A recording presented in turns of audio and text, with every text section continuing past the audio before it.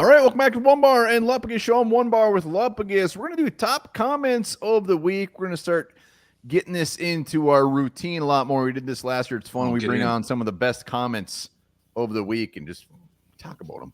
You know what? After this episode, I hope I'm commenting, wow, because we got 5 new subscribers because they hit the button in the corner. Yes, let's get the 13,000 subs. We can only do it if you hit that sub button. So please. It's the only way. Please do it. I don't even know what order these have in. I think I got like 6 of them. We'll just go over them quickly. But I do. So when I go through all these comments, there's a couple themes that I wrote down that I thought was worth noting as far as all the commenters. So number one, they were commenting on our looks a little bit this week. Okay. Somebody, there was a couple. I was referred to as a poor man Sam Darnold. They said I look like a poor man Sam Darnold. Not bad. Not the best compliment, but I'll take it. They commented on my pink shorts quite a bit. Multiple comments on my pink shorts, and Lupagus's Macho Man T-shirt got a lot of compliments, and also Lupagus was compared to the valet from Ferris Bueller's Day Off. And if you don't remember him, I'm going to do a side by side. That's not very nice. It must be the gap in the teeth. It was funny because I looked and I'm like, he doesn't. And then I'm like, you know what? I guess there's a little, hair color, little similarities there. Yeah. Anyways, we appreciate all the comments, even if you're ripping on us. Also, everybody, no way in hell the Vikings were going to beat the Niners. And then, of course, the Vikings are going to beat. So a lot of good stuff in the comments. They were not nice to Lupagus about picking the Niners either. You know what? That comes to the territory. It does. It does. But let's do it. Let's hop into these comments. First up is T-Bass. T-Bass saying the way the defense and Sam Darnold has looked, I'm buying into them. And this one stuck out. Yeah. This is obvious. T-Bass doesn't buy into the Vikings. So the fact that he's buying in. No. I don't think he's bought in the Vikings since the late 70s. So, yeah, coming from T-Bass, this does carry some weight. I do think he was really early on the Sam Darnold bandwagon, though. Wasn't he always like, he's going to have the resurgence? I do. Maybe we need to go check that, but pretty sure he was always there. But, yeah, how can you not be after what you've seen through 2 weeks? How can you not buy into both of these? Yeah, and I think there was a lot of people on Darnold. I don't think there was many not on Darnold, but his biggest thing is like, I think T-Bass, when he really turns the page, he needs to start buying into Kevin O'Connell. He's not a Kevin O'Connell guy at all. And I don't know how you can't be at this point, but It's good to see T-Bass is buying in. Next up, Rob E. Ty Chandler, 5th-round pick, and Nailor, 6th-round pick in the 2022 draft class. Everyone keeps dumping on. More players from the 22 draft class show on the roster than 2021. 15 pick classes combined. Wow. And I'll let you start on this one, but I think there's an obvious area of concern here. Well, their late round picks. Robbie is the biggest 2022 draft class man out there. I see a lot of his comments. He loves him. He still loves Ed Ingram, Caleb Evans. He loves all these guys. So the fact that he put it out there, I wasn't surprised. But it does bring up a good point. Like, Kwesi does not have a good track record, but he's gotten some that have stuck. Well, and it's early. His early picks aren't 2022 class. You got your first and second pick not hitting. That's a huge red X against. I guess X is worse than check next to your name. So that's what makes this thing seem worse. But when you get quality players, does it matter when? You got a couple 5th, 6th. Hey, look at this, my spitting image. 5th, 6th rounders who are panning out. What a weird character to compare anybody to. Like, who remembers that guy? Someone must have watched the movie recently, I'm guessing. I have no idea. But, even the undrafted guys he's hitting on. So, you're bringing in talent. It's like he's not getting anybody in these draft classes.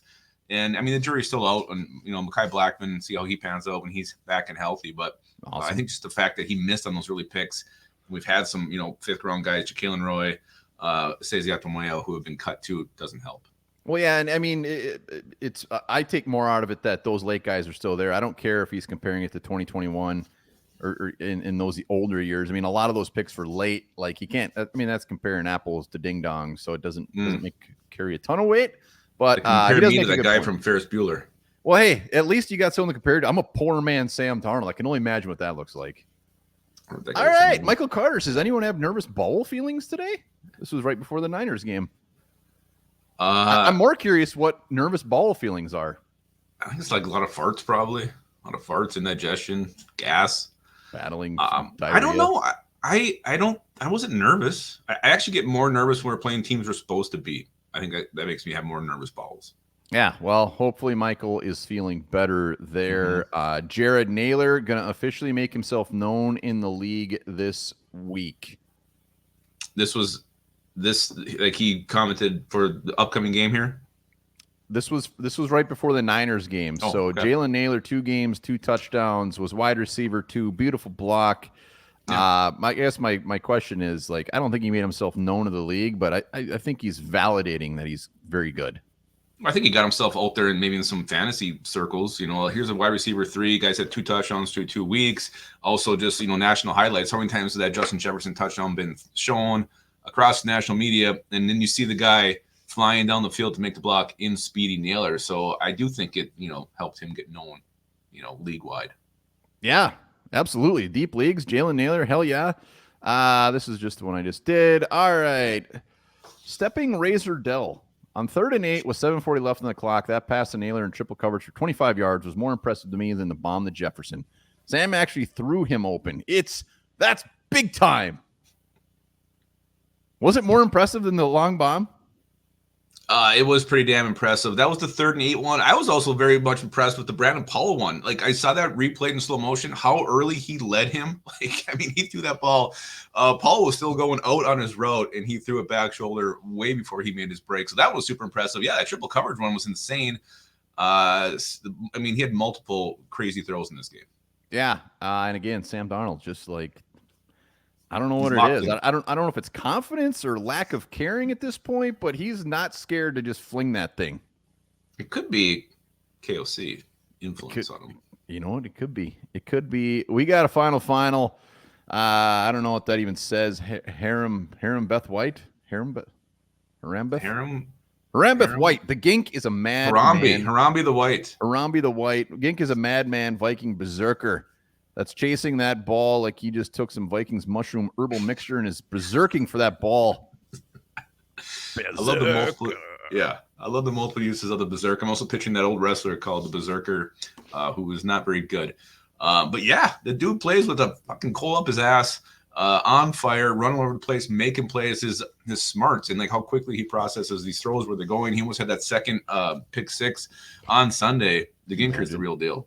Ginker's the real deal. 2 games, 2 sacks, almost 2 interceptions and 2 touchdowns all over the place. And he's not just making the splashy plays. He's making the have to plays. Like, he's making some beautiful tackles and doing what he should be doing. So the Ginker is the man. That's it. Our comments. We're going to have to keep those comments coming hot and heavy. We'll be doing this probably weekly, maybe every week. We'll see. And one last thing on the Ginker, like just reading Twitter today, he's quickly becoming a favorite amongst Vikings fans. I think he is a favorite. Yeah. I think he's already arrived. Oh, yeah. I mean, everybody's like, oh, he's my favorite player next to Justin Jefferson. He said it over and over again. So, Ginker, well done. Yes, those are our comments of the week. Don't forget to hit subscribe. And don't forget this. When you eat fruit, you are eating the plant's ovaries. True.